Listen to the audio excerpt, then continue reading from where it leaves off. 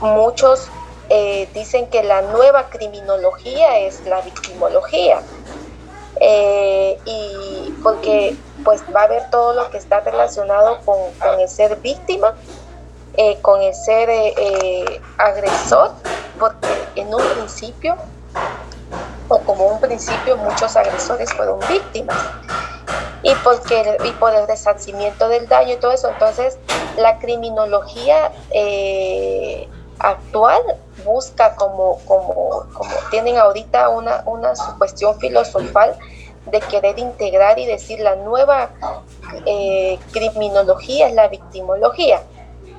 No así, pues ustedes no están estudiando una maestría en psicología forense, sino que esto es un tema de introducción a la psicología forense, y entonces vamos a ver, a conocer qué es lo que es la victimología desde un punto de vista general, lo que ha sido desde sus inicios y lo que para los psicólogos sigue siendo en la actualidad. Entonces, es un tema bastante interesante porque vamos a conocer como las principales posturas que existen respecto a esta disciplina, ¿sí?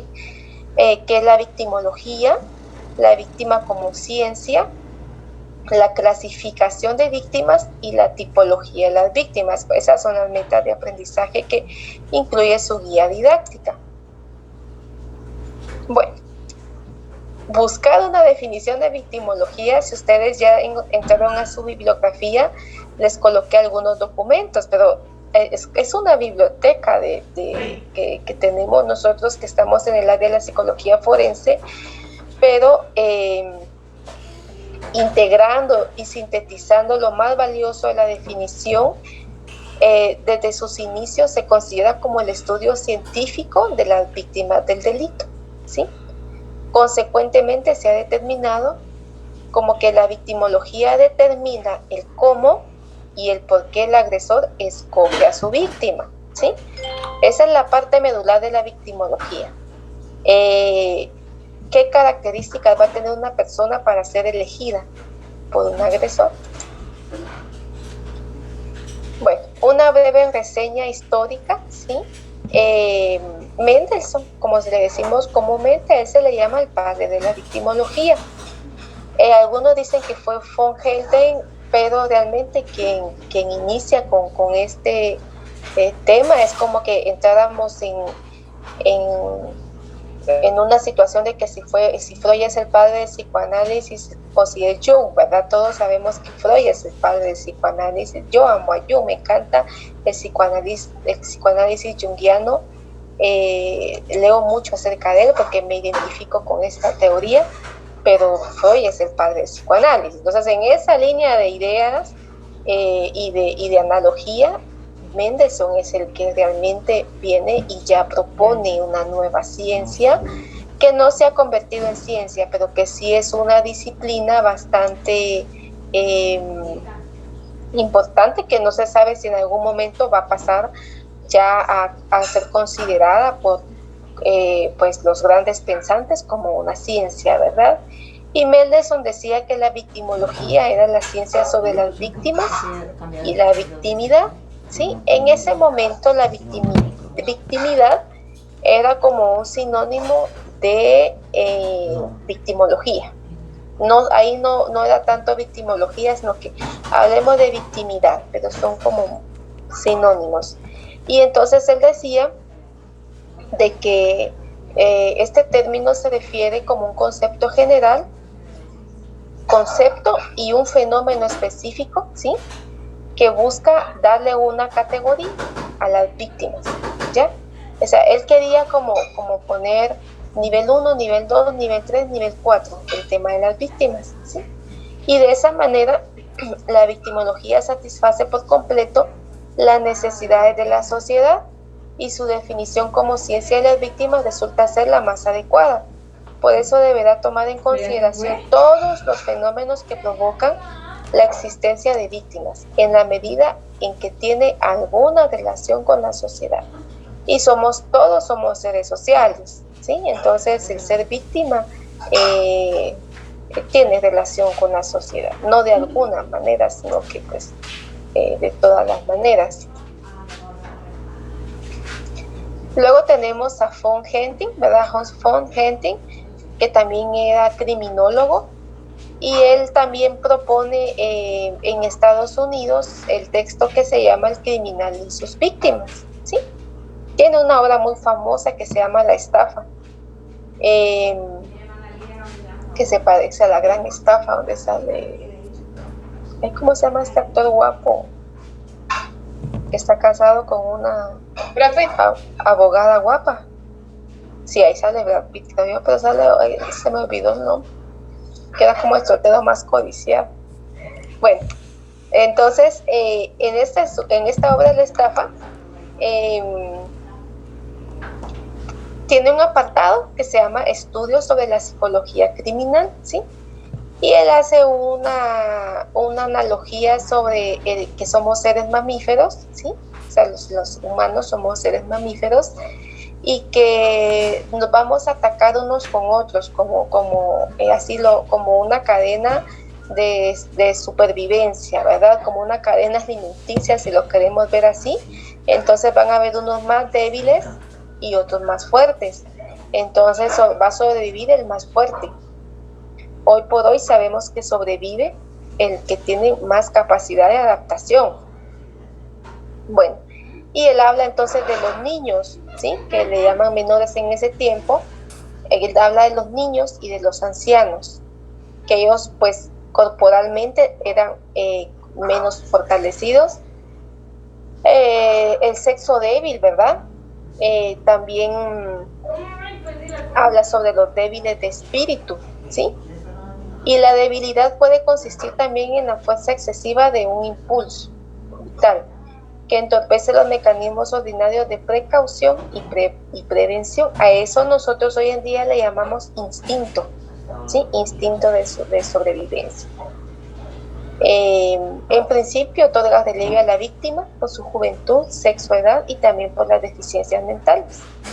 Y luego va englobando en ciertos grupos que no clasifica de una manera precisa, pero que sí considera que van a facilitar al delito, o sea, coadyuvar, ¿verdad? Que van a facilitar a que se dé un delito.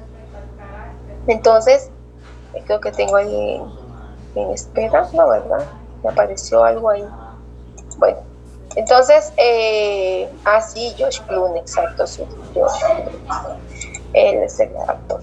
Bueno, entonces, viene y hace una clasificación como muy amplia y que se van a aparecer, ¿verdad?, algunas propuestas y que hoy en día no se manejan ya dentro de la psicología forense, les cuento, pero tener esta base, este bagaje de información sí nos ayuda mucho a reconocer y analizar por qué una persona puede estar en una situación o puede estar en otra, ¿verdad? Bueno, ¿vamos bien hasta acá o tienen alguna duda o aporte?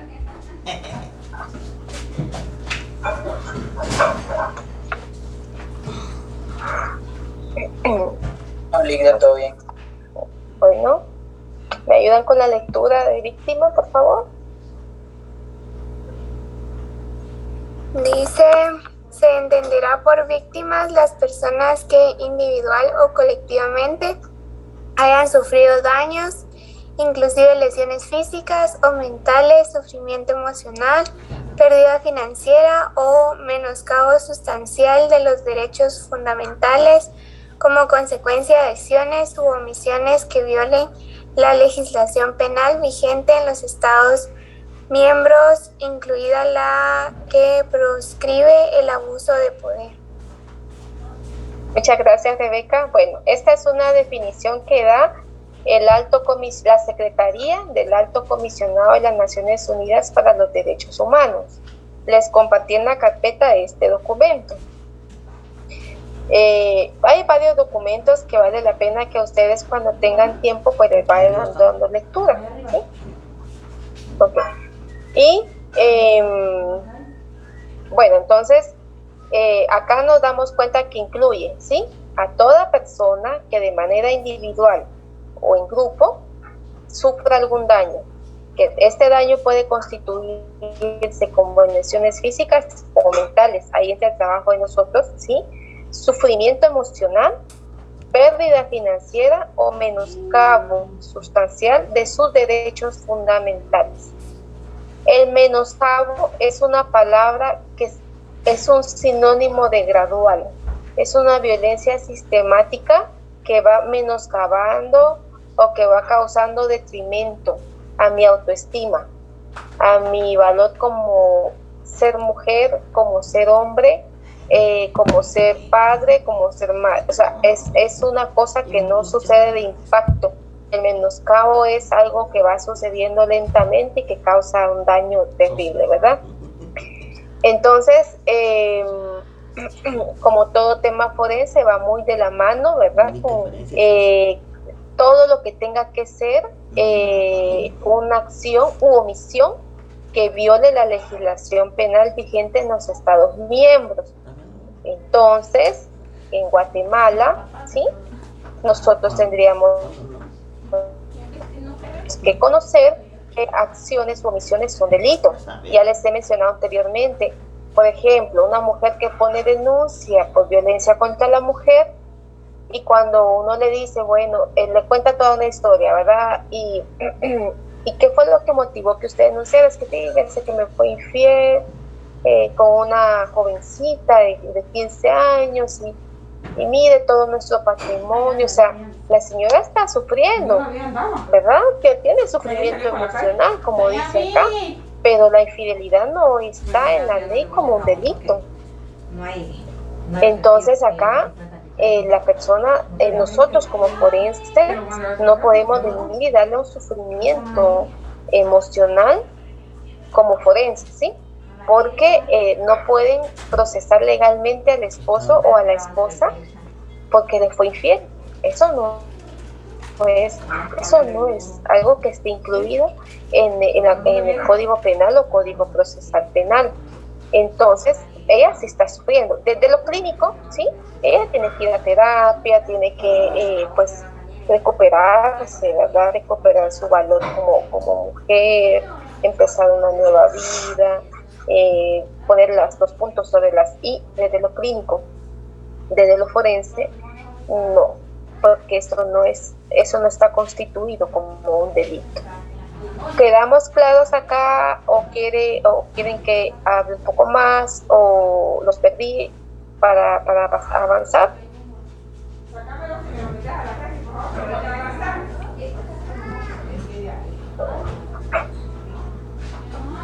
Ni los leo ni los escucho.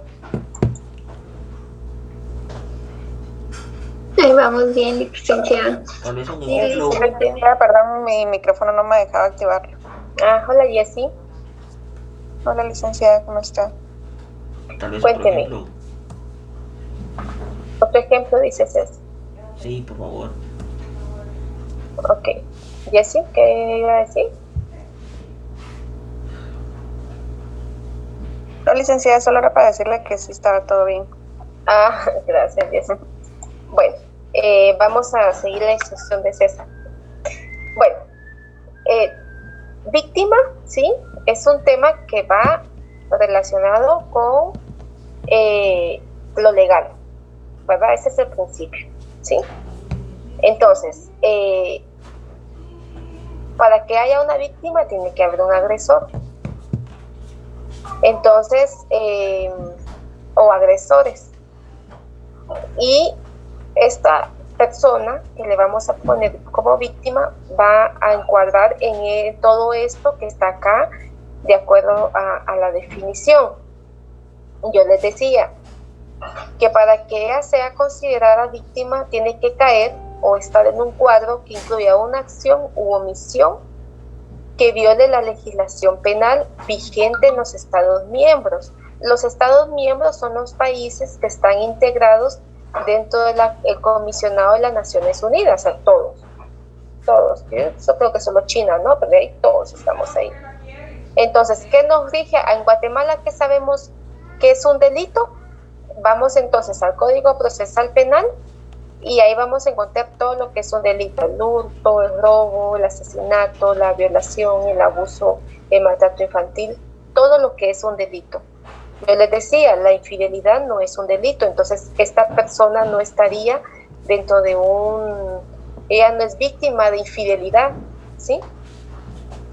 Bueno, esta misma persona viene y cuando se está dando el proceso de separación, ocasiona, bueno, hace un desmadre, ¿verdad? Con toda la razón del mundo, porque se entera de que ya hay un hijo de por medio, o sea, ya el esposo tuvo un hijo con la otra pareja y ha tenido una doble vida, y cuando se da la separación, ella le reclama y él le pega, ¿sí? Él le pega, la trata mal, entonces ella va y denuncia.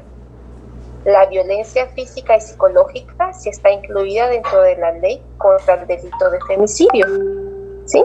Entonces ella sí entra dentro de una acción, independientemente de la infidelidad, las agresiones psicológicas y físicas que recibió sí encuadran dentro de una acción de tipo penal. Entonces ahí ella se entraría como víctima, ¿verdad? Por ejemplo, otro ejemplo, van manejando en su vehículo y viene alguien y se tira en la carretera y ustedes lo pasan atropellando. Entonces ustedes se detienen y ven a la persona, y la persona, pues llegan los bomberos, se la llevan y ahí la familia va a querer demandarlos a ustedes, hay que ver las cámaras, ver los testigos. Él no es víctima, a la persona que ha atropellado no es víctima porque él se tiró y entonces ustedes iban en su vehículo, no podían frenar, o si frenaron ya no les dio tiempo como para no arrollarlo. Entonces ustedes no cayeron en una acción que intencionalmente quisiera atropellar a la otra persona, entonces él no es víctima de ustedes. No sé si me los enredé más o les aclaré el panorama.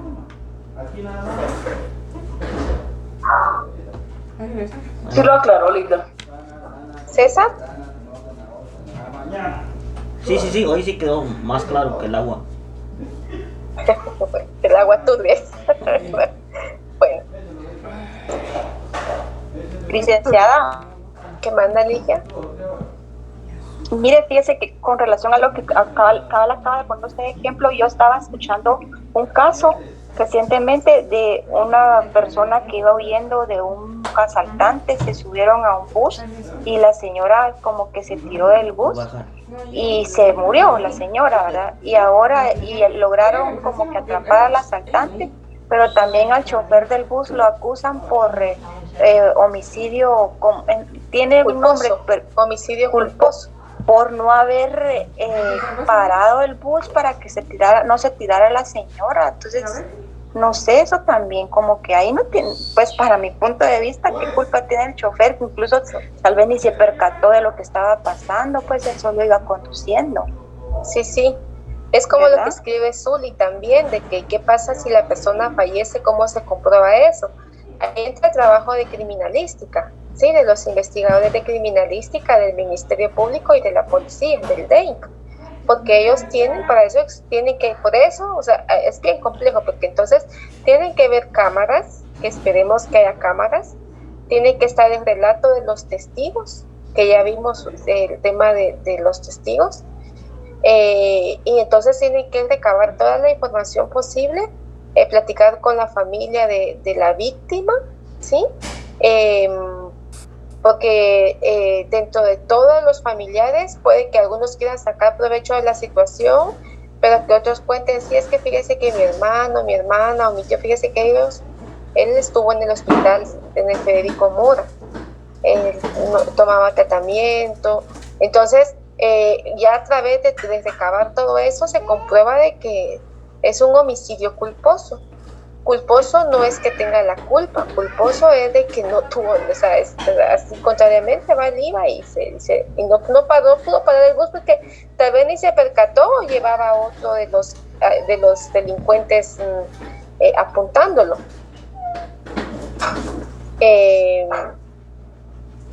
Solo quiero ver, porque creo que es homicidio doloso. Porque si no...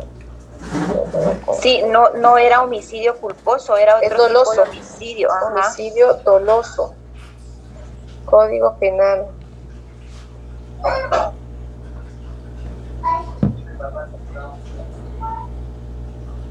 Vicky, mientras se comprueba todo eso, él está preso, ¿o cómo es? Y fíjense que no debería de estar preso hasta que se compruebe.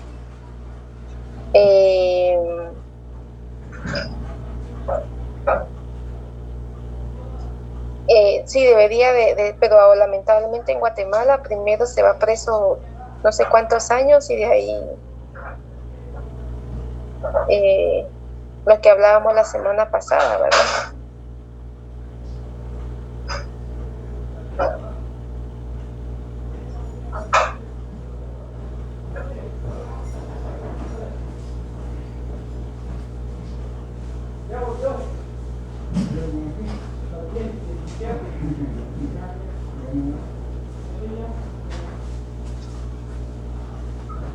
Pues tengo homicidio, quien diere muerte a una persona.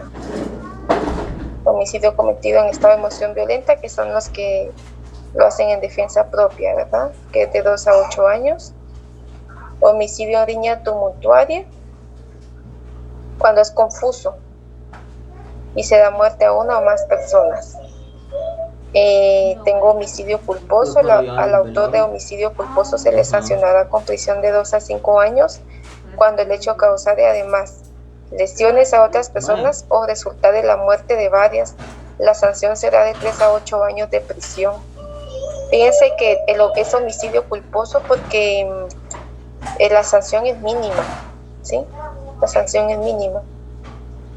Si el delito fue cometido al manejar un vehículo bajo influencia de bebidas alcohólicas, drogas tóxicas o estupefacientes que afecten la personalidad del conductor o con temeridad o impericia manifiesta o de forma imprudente o negligente en situación que menoscabe o reduzca su capacidad mental, volitiva o física, se impondrá al responsable el doble de la pena que le correspondería en caso de no existir alguna de estas circunstancias. Si el delito se causare por piloto de transporte colectivo en cualesquiera de las circunstancias relacionadas con el párrafo anterior, será sancionado con prisión de 10 a 15 años. Es homicidio culposo, cuando no es intencional, no tiene intencionalidad ni alevosía ni ventaja, sino que es que se da por alguna situación fortuita. Entonces, ahora si se comprueba que el que iba manejando va bajo estos efectos que menciona acá el artículo 127, sería el doble de prisión, ¿verdad? Pero la pena mínima de 3 años es por eso, porque es un homicidio que no es planificado, ¿verdad? Cuando ya es planificado y hay otros elementos, sería asesinato. Yo también. Gracias, licenciada. Bueno, y eso a ustedes como psicólogos les mandan a preguntar si están en alguna institución, en la defensa, en la CIF, Ministerio Público, si la persona que cuente cómo sucedió el hecho, ese día que iba manejando, qué pasó, en dónde fue, las cámaras. Afortunadamente ahora tenemos cámaras, ya sea para que nos pongan multa, ¿verdad? Pero tienen también su objetivo de poder ver qué pasa. La criminalística es muy importante, por eso de las cosas que yo les digo siempre a los maestrandos, que como psicólogos forenses no tienen que minimizar el trabajo que hace la policía o que hacen los investigadores. Es muy valioso todo lo que hace la criminalística, porque nosotros tenemos el testimonio, tenemos la evaluación de la personalidad, que es muy valioso, pero eso es solo un extremo que está aportando, falta todo lo demás. Bueno, el objeto de estudio de la victimología, ¿sí?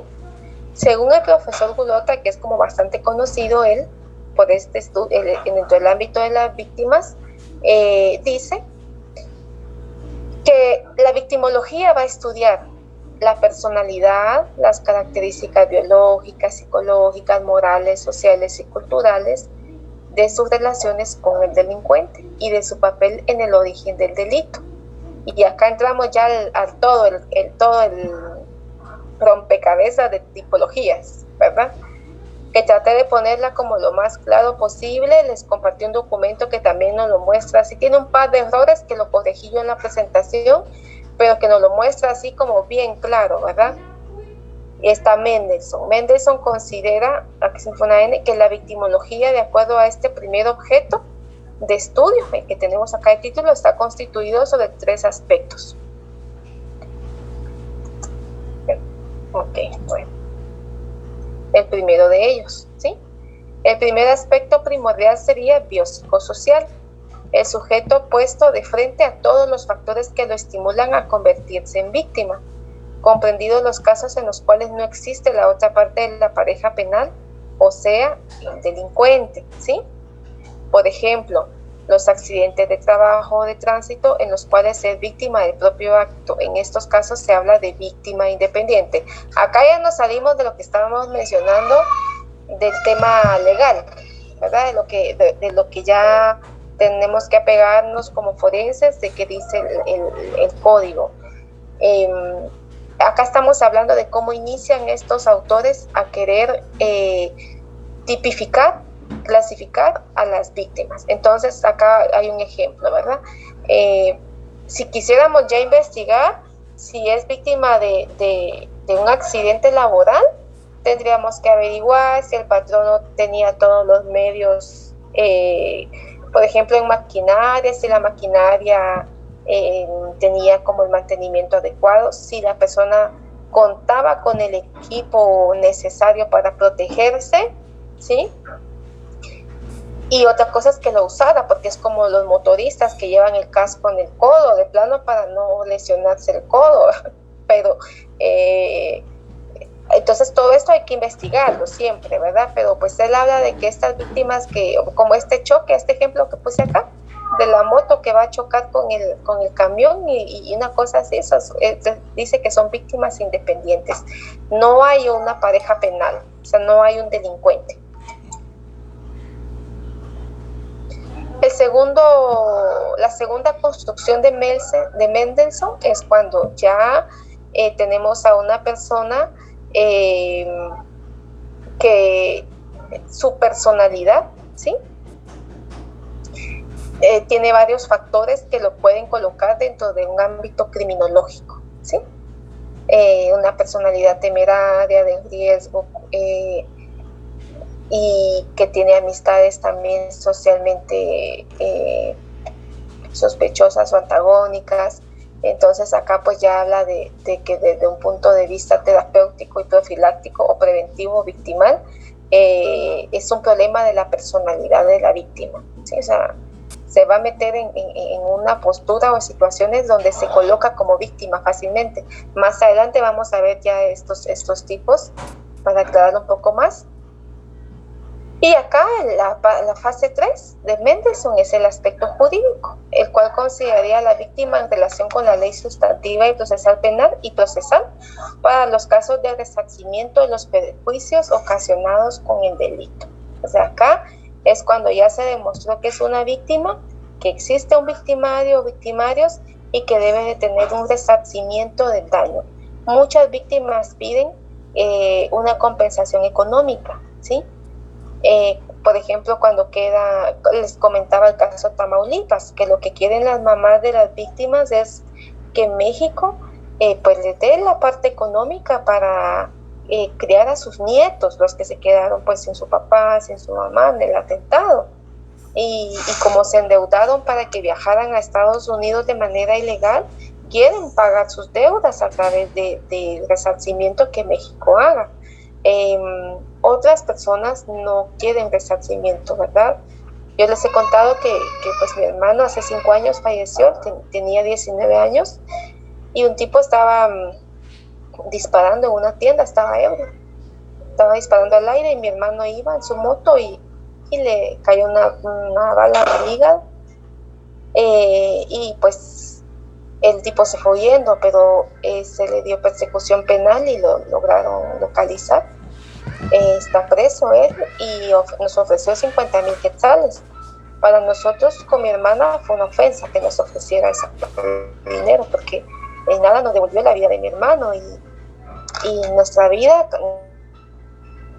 vidas cambiaron mucho, porque él era el más pequeño, nuestro hermano más pequeño estaba estudiando, o sea, una persona que tenía un proyecto de vida. Entonces para nosotros fue ofensivo que nos ofrecieran dinero, que es parte de un proceso. Entonces unas personas van a decir, si queremos la parte económica, para que se puedan sufragar gastos, y otros pensamos, no, el dinero no nos va a devolver la vida. Entonces, pero ya el aspecto jurídico, por ejemplo, en este caso, nosotros aceptamos los 50,000 quetzales y él ya hubiera salido libre y ya no se termina, ya no se alarga el proceso porque ya se llegó a un acuerdo entre las partes. Eso se llama conciliación. Entonces va a depender mucho hay familias que sí dicen, queremos tanto, ¿verdad? Queremos tanto de dinero, queremos 1 millón. Los millones hemos visto casos en INACIR donde piden 3, 5 millones. En los temas de colegios donde hay bullying o donde los profesores se les denuncia por alguna cosa, piden 5 millones, por ejemplo, ¿verdad? Entonces ya acá, pues, esta parte jurídica se ve ya con el juez, el Ministerio Público y la defensa. Bueno, las tipologías victimológicas según Mendelssohn. Acá entramos ya a verlas por separado y entonces la hipótesis es que hay una correlación inversa entre la culpabilidad del agresor y la del ofendido. A mayor culpabilidad de uno, menor culpabilidad del otro, ¿sí? O sea, puede que la víctima sea más culpable que el agresor. Esto para el agresor sería un atenuante, bajaría la pena, ¿sí? La otra parte de la tipología es que existe una relación entre el criminal y la víctima, siempre de origen biopsicosocial en la personalidad de la víctima. Ella atrae a sus agresores, la víctima atrae a sus agresores. Entonces vamos a irlo viendo acá detenidamente. Bueno, tenemos a la víctima completamente inocente o ideal, que por ahí le tocó a algún grupo, ¿sí? Es la que no ha hecho nada para desencadenar la situación criminal en la que resultó lesionado o afectado. Es claro, el concepto es claro.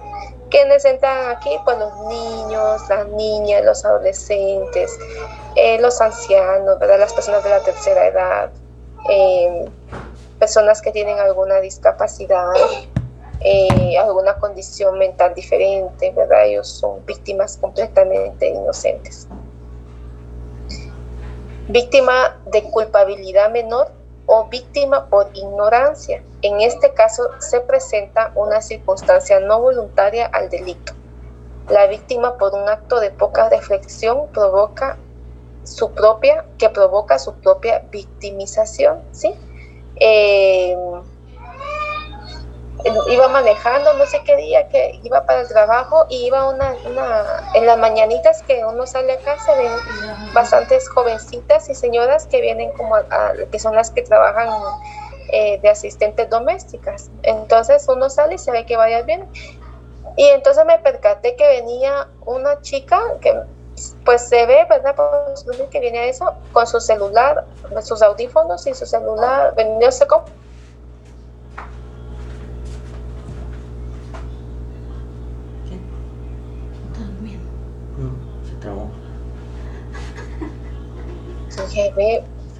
Y como ya había hecho la presentación de que ella entra justo en la víctima por ignorancia, porque ella ignora lo peligroso que se vuelve esta área. Al siguiente día la estaba buscando, o sea, me fui como queriendo y venía otra vez, como que ella tal vez, me imagino que viene escuchando música o algo, y pues algo así me imagino, buscando su lista de canciones, no sé, pero el hecho de andar en la calle con audífonos caminando ya es peligroso porque ya los oídos no están conectados con todos los sonidos, ¿verdad?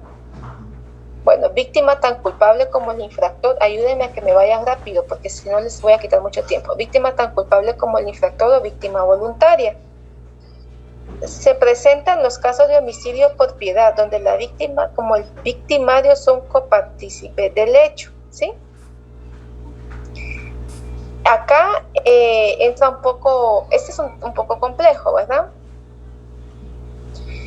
¿Se recuerdan un caso que les conté de una testigo que llegó, que se prestó como testigo protegida y ella vio cuando estaban asesinando a la esposa del sindicado?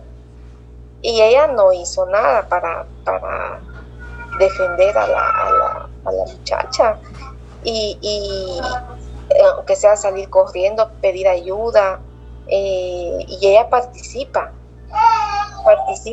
porque lleva parte de las cosas que utilizaron para asesinar a la víctima principal. Entonces, esta persona es culpable de lo que le están diciendo, pero también es víctima en el sentido que venía en una relación patológica como amante del tipo, que ser su amante no era patológico. Lo que era patológico era que él la manipulaba, que él tenía control sobre ella. O sea, entonces ella venía siendo víctima de una relación patológica y termina siendo partícipe o copartícipe de un caso de homicidio, de asesinato. Ahí sería un caso de asesinato. Sí. También se da mucho en los pueblos. ¿Que manda, Libertad? Disculpe que la interrumpa. En este caso entrarían en este de víctima tan culpable como el infractor o víctima voluntaria, entrarían las personas que toman video mientras hacen algún acto, como golpear a un niño, o golpear a un anciano o algo, y que no hacen nada. Excelente. Ahí está. Justo, entonces esta persona es víctima porque puede que esté dentro de una relación de pareja. Cabal acabo de ir a un debate por un caso de pornografía infantil y de abuso sexual. Entonces, pornografía infantil era la tía, y por violación la pareja de la tía. Él violaba a la niña y ella lo grababa y mandaba videos. Al hacer la evaluación, el tipo, un manipulador, agresor, que manejaba a la señora, pero ella obviamente fue sentenciada igual que el violador, porque la pornografía infantil es un delito. Entonces ella era copartícipe del hecho, ¿sí? Bueno, y también les iba a comentar, se da mucho en los pueblos cuando acusan al esposo o al hermano de abuso sexual.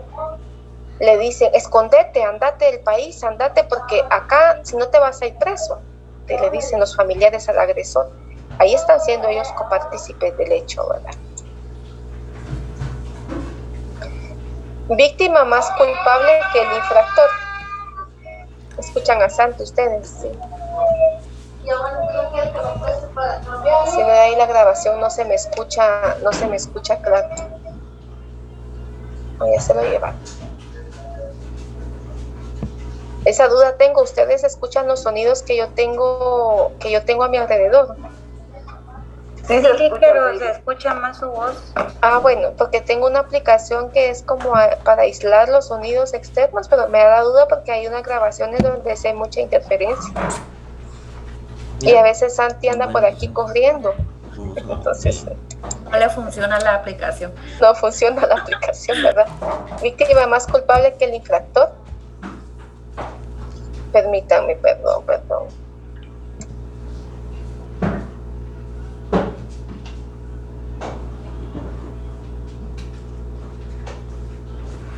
Recording stopped.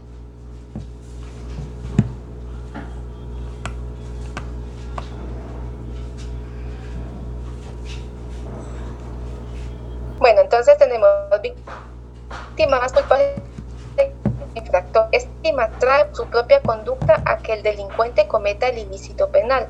La conducta realizada por la víctima crea y favorece la conclusión final del hecho, ¿sí?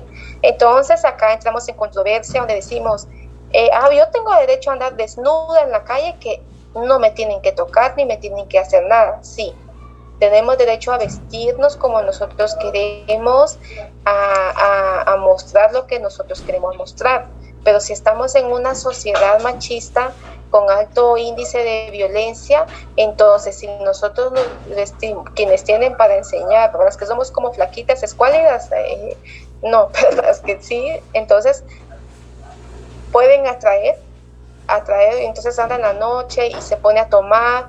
Y miren que esos casos son bien complejos porque cuando ya están ebrias son abusadas sexualmente y pues son víctimas, por supuesto.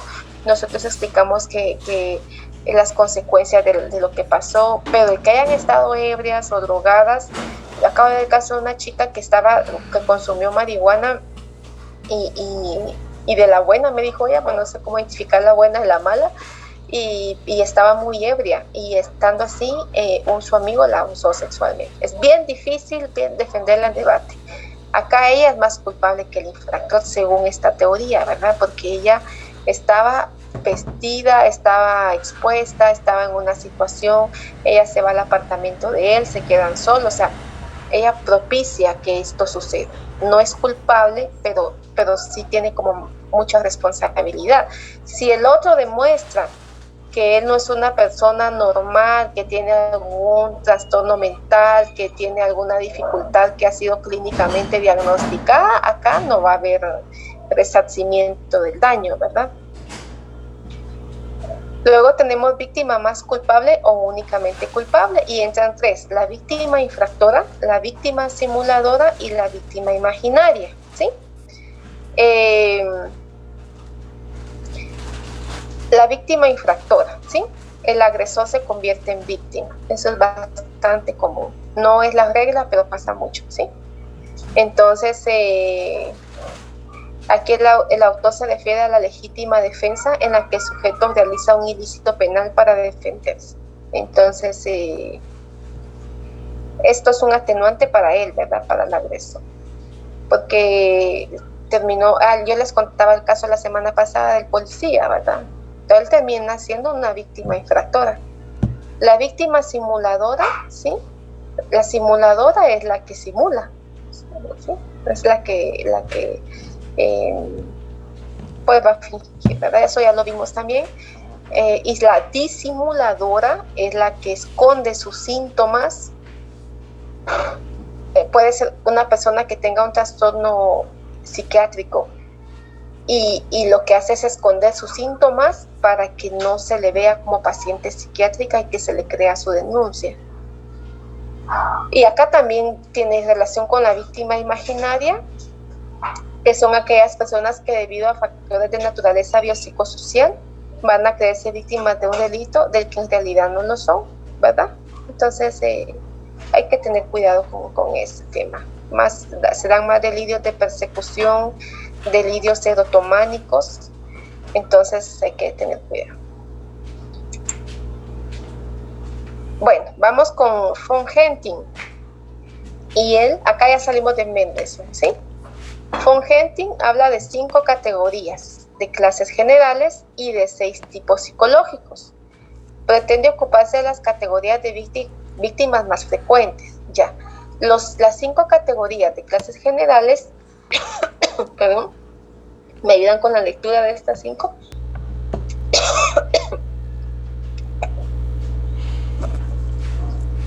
Hans, ¿cómo se pronuncia? Von Henting, Hans von Henting. Ok. Se aparta de criterios legales para proponer 5 categorías de clases generales y 6 de tipos psicológicos. Pretende ocuparse de las categorías de víctimas más frecuentes. Estas son: 1. Los niños o jóvenes por inexperiencia son los más propensos a sufrir la comisión de un delito.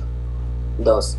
La mujer, que por su debilidad reconocida hasta por la ley. 3. El anciano, por su discapacidad en diferentes formas. 4. Los débiles y enfermos mentales, se incluyen los drogadictos, los alcohólicos, etc.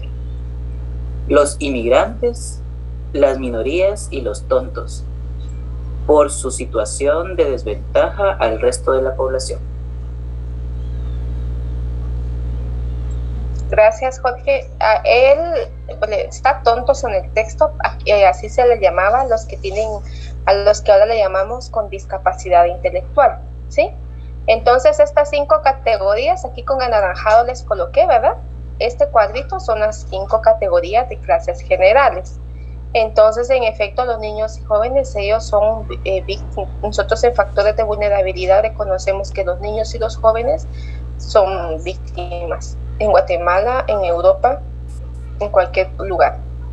La mujer, él dice que por su debilidad, Sí, ahora existe existe una ley contra el femicidio porque derivado del machismo, entonces hay más estadísticas de violencia y de asesinato de mujeres por sus parejas o por sus familiares, a diferencia de la estadística de hombres violentados y asesinados por sus mujeres o sus parejas o sus hermanas. Entonces, eso él lo dice hace tantos años, pero ahora en la actualidad la mujer sigue siendo, por su condición de género, ¿sí? Teniendo un factor de vulnerabilidad. Las personas de la tercera edad, los débiles también se refieren a las personas con trastornos como esquizofrenia, trastorno bipolar, y las personas que consumen sustancias psicoactivas y que pues ya están en una categoría en la que no pueden dejar de consumir. Y de hecho la violencia contra la mujer, cuando uno evalúa a las víctimas, siempre dicen, es que mire, el bueno y sano es un amor de gente, pero llega tomado y es cuando me pega. Bueno, ahora vamos con, aquí en blanco tenemos a los 6 de tipos psicológicos. ¿Quién me ayuda con la lectura de los tipos psicológicos? Yo te ayudo. Gracias, Giovanna. Tan von Heinting dijo, se aparta de criterios legales para proponer 5 categorías de clases generales y 6 de tipos psicológicos. Pretende ocuparse de las categorías de víctimas más frecuentes.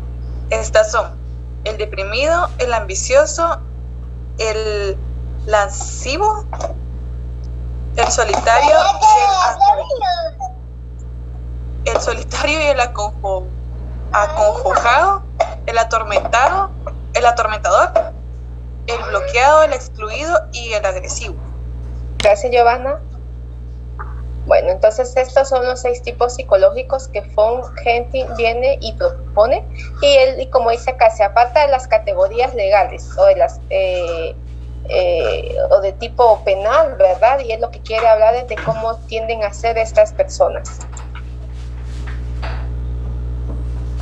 En la parte final de su obra El delito, von Heinting da un tratamiento diferente y sin intentar propiamente una clasificación, divide a las víctimas según 4 criterios, ¿sí? Según la situación, según los impulsos y eliminación de inhibiciones, que 2 ustedes pónganle ahí en sus notas, que no, me imagino que anotan en la clase, pongan ahí dificultad en el control de impulsos agresivos y sexuales. Eso quiere decir el 2, ¿verdad? 3, la capacidad de resistencia, y 4, la propensión a ser víctima. Y aquí están las situaciones de la víctima. Si nos damos cuenta acá, regresamos a esta, tenemos la primera 1, ¿sí? Para que no nos perdamos. Según la situación, está la víctima aislada, que se aparta de las normales relaciones sociales, se torna solitaria, poniendo en peligro su integridad, ya que se priva de la natural protección de la comunidad. La víctima por proximidad, que son las más comunes, Heinting distingue la proximidad familiar, se dan los parricidios, los incestos y las violaciones, y la proximidad laboral o profesional, que son víctimas de hurto o de estafa. Víctima con ánimo de lucro. Bueno, acá entramos con los que tienen dificultad en el control de impulsos agresivos o sexuales, ¿sí? Agresivos y sexuales. Víctimas con ánimo de lucro es aquella que por codicia o por deseo de enriquecimiento fácil cae en manos de estafadores, así como esas cosas que le dan a uno de invierte $5 en no sé qué juego y vas a tener $100, y sale la persona feliz con el cheque gigante, ¿va? Entonces, víctima con ansias de vivir es aquella que se ha privado de las cosas de que la mayoría ha gozado y trata de recuperar el tiempo perdido y de vivir lo que no ha vivido. O sea, son muy temerarias, ¿verdad? También, o sea, nosotros en psicología eso se le llama juicio disminuido, ¿sí? El juicio es la suma del examen mental, ¿se recuerdan? Entonces acá hay un juicio disminuido. La víctima agresiva, que se parece a la víctima atormentadora que mencionaba él, ¿sí? Atormenta a su familia, a sus amigos, su amante o subordinados, los que llegado al momento y por un mecanismo de saturación se convierten de víctimas. a victimarios, o sea, es la que provoca a sus agresores. Entonces dicen a veces, pégame pues, si sos tan hombre, le dicen a los hombres, si sos tan hombre, pégame, están tocando la valía, la virilidad del hombre. Los jefes, ¿verdad? Jefes que son explotadores, que son abusivos, atormentadores, ellos en algún momento los terminan matando, denunciando o haciendo cosas que la denuncia no sería como una venganza, la denuncia es normal, pero que ya los terminen matando, los terminen secuestrando a sus hijos, de alguna manera no justifica que lo hagan, pero son personas que se saturan de la agresividad. Víctimas sin valor. Parece ser un sentimiento arraigado en el pueblo de que determinadas personas inútiles son víctimas de menor valor. Él se refiere aquí a las personas que están en condición de calle, ¿verdad? Que están callejizados, que no tienen un hogar, una familia, o si tienen una familia, pues la familia ya no se hizo cargo. Entonces son personas que en la calle les pasa cualquier cosa, ¿no? La misma sociedad no los valora.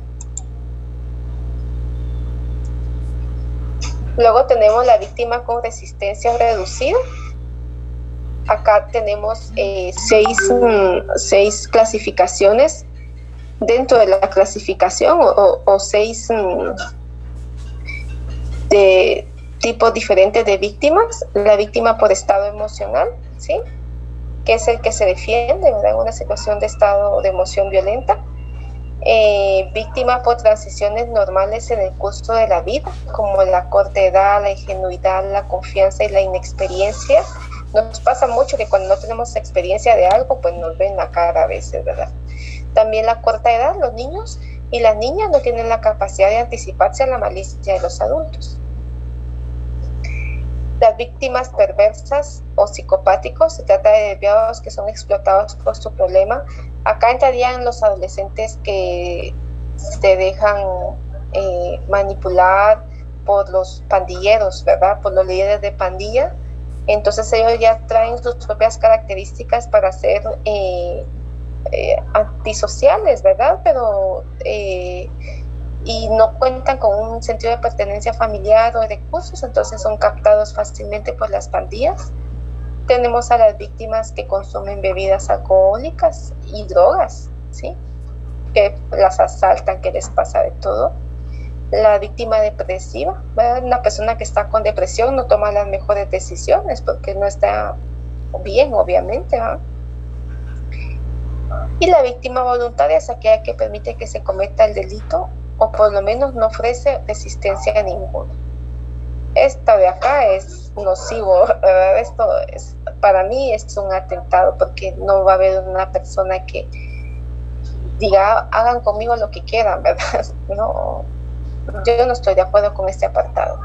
No he encontrado una persona así en mis pocos años de experiencia. La víctima propensa. Y acá tenemos esta víctima indefensa. Vamos a encontrar el ejemplo más adelante. Me recuerdan que haga la analogía y se ve muy bien. Y la víctima falsa, ¿verdad? Pero como su nombre lo dice, no es víctima. Inmune. Son aquellas figuras como los sacerdotes, los pastores, los grandes líderes que cuando son denunciados por abuso o por acoso laboral o sexual, es la persona que se atreve a denunciar a una de estas figuras es revictimizada porque la sociedad ama a estas personas. Es que él es incapaz, ella es incapaz de hacer algo así. Entonces son personas que dice que son tabú en el mundo del crimen, ¿verdad? Y que se considera un error victimizarla. Ven al agresor más como víctima que como agresor. Víctima hereditaria, pues es la que hereda condiciones físicas o mentales que la colocan en situación de víctima. Víctima reincidente es la que le pasan. Hay personas mujeres que se casan con un tipo agresor alcohólico, les pega, al final logran dejarlo y de nuevo se vuelven a casar con otro tipo agresor alcohólico. que esto se explica desde que no ha sanado, ¿verdad? No ha sanado la relación primera, entonces va a elegir a otra persona igual o peor. La víctima que se convierte en autor, ¿sí? Entonces es la transmigración de la violencia del autor a la víctima y de la víctima de nuevo al autor. Es un fenómeno que encontramos continuamente, dice von Henting, donde pues esto puede ser de alguien que es asaltado y que en el asalto lo que hace es defenderse y pues termina matando al asaltante o agrediéndolo, ¿verdad? Entonces en lo que se averigua quién de los dos fue, se van al hospital, luego a la cárcel. Tenemos a Jiménez de Azúa. Él habla de cuatro grandes clasificaciones: las víctimas indiferentes, que son escogidas al azar; las víctimas determinadas, que son aquellas escogidas específicamente por el criminal, al que no da lo mismo victimizar a cualquier otro. O sea, él tiene un perfil de mujer, un perfil de niño, y esos son los que le gustan, o son las que le gustan para agredirlas. Como tipo los criminales en serie o algo así, sí, que sí. Ya tienen un patrón. O como la Mataviejitas, ¿se recuerda ese caso? No lo vi con usted, lo vi con Sí, los maestrados. no, lo vimos. ¿O sí? Sí. La Mataviejitas, ella buscaba a las ancianas, ¿verdad? Y entra en la clasificación de Mendelssohn y de von Henting. Las víctimas resistentes lo puede ser en forma real o en forma presunta. Resistentes, pues que, mire, me pidió mi celular y dije, pues no te lo doy, ¿verdad? No te lo doy, y no le di el celular y le pegué. Entonces, pero es una reacción psicofisiológica. A veces a mí ni siquiera lo están pidiendo, ya lo estoy entregando porque me da miedo que me hagan algo. Entonces, y las víctimas coadyuvantes, que son las que participan activamente en el delito, ¿sí? Acá se da esto de nuevo en las relaciones de dependencia, donde el hombre termina matando al esposo de la pareja, de su amante, con tal de complacer a su... O sea, se da acá donde siempre son relaciones de codependencia. Esta clasificación a mí me gusta más porque me deja como más opción para decir, bueno, si son víctimas, ¿verdad? Nadie elige ser... las víctimas reales, ninguna elige ser víctima. Nadie elige ser víctima. Y bueno, la victimología como estudio clasifica primaria, secundaria y terciaria. Esta victimización la explicamos nosotros mucho en psicología forense. El primer momento es la víctima que sufre un atentado, ¿sí? Esa persona está sufriendo desde ya por lo que le está pasando. Cuando viene y denuncia, ahora es víctima secundaria porque es cuestionada por la policía, por el Ministerio Público, por INASIF, por el juez, por la PGN, y tiene que contarle su historia a todos. A las víctimas no les creen, les cuento. Es más fácil creerle a un agresor que a una víctima, en todos los ámbitos. Y la tercera víctima dice, como sujeto de sufrimiento silencioso en su angustia, estrés, depresión, marginación social, ha revivido recordar los sucesos en los cuales se produjo la comisión del delito. Esto nosotros le llamamos secuelas psicológicas, ¿sí? Lidiar ya con las consecuencias de lo que le hicieron aquí. En la víctima primaria, acá les dije que iba a hacer una analogía, no me acuerdo con cuál era, no se recuerda. Víctima indefensa. Víctima indefensa.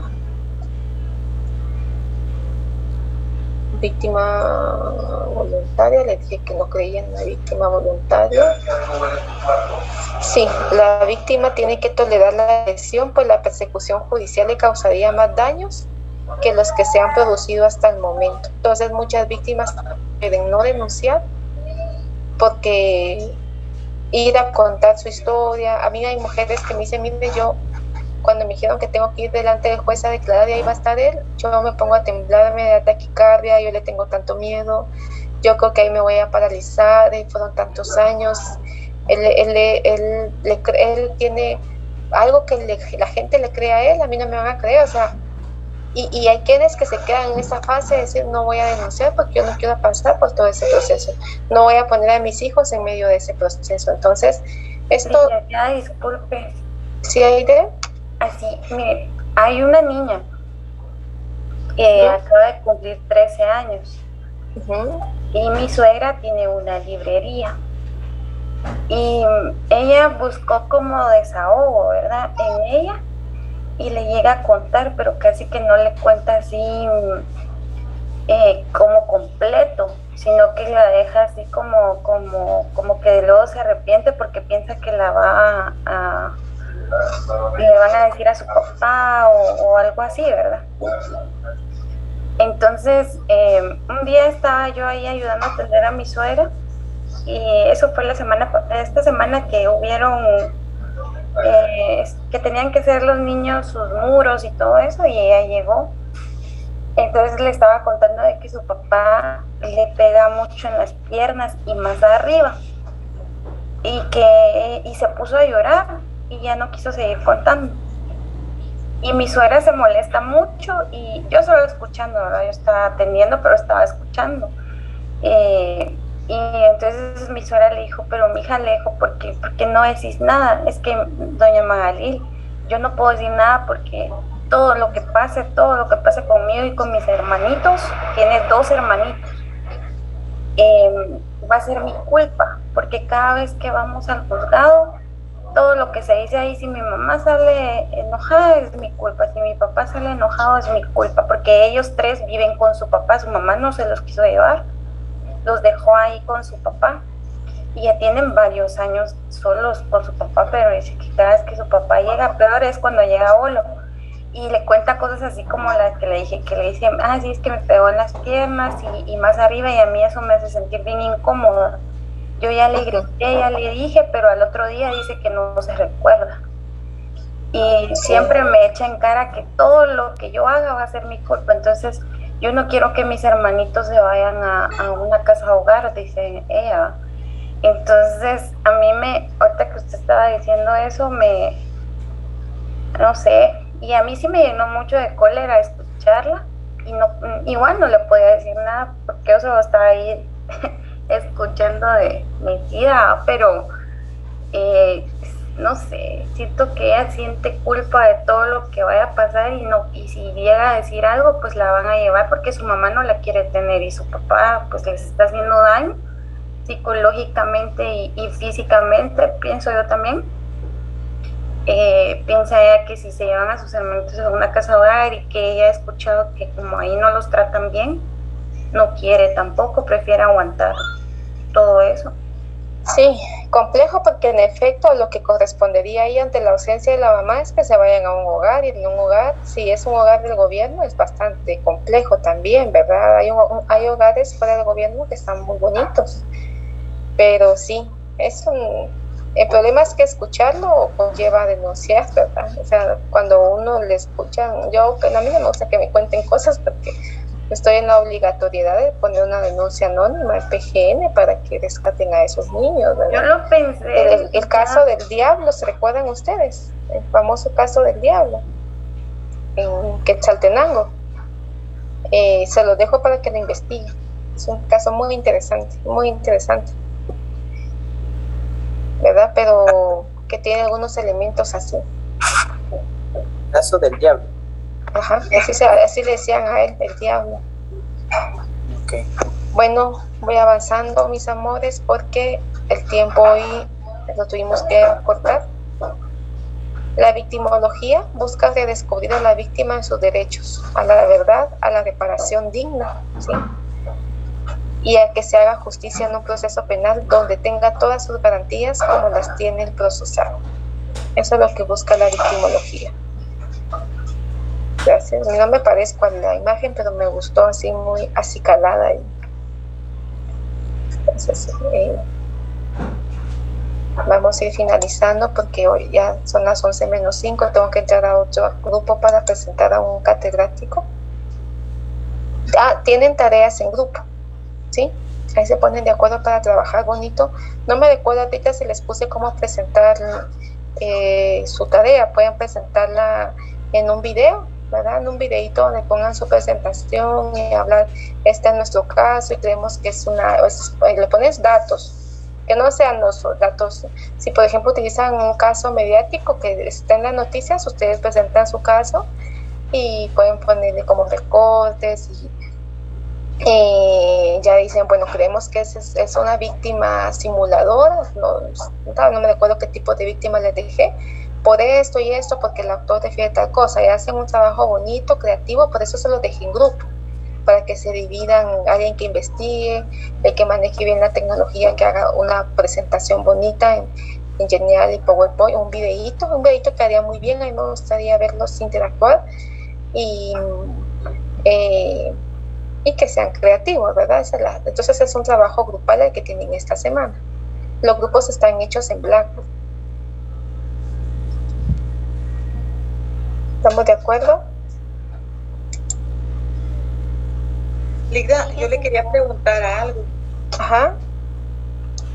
Son dos cosas. Más que todo fue porque alguien me lo dijo. Entonces tengo como la duda. Una señora me estaba preguntando que si ella quería. Lo que pasa es de que tiene su hijo y su hijo tiene 2 hijos. Permítame, Giovanna, vamos a finalizar la grabación y la clase porque son las 11. Okay. Entonces ya que salgan sus compañeros.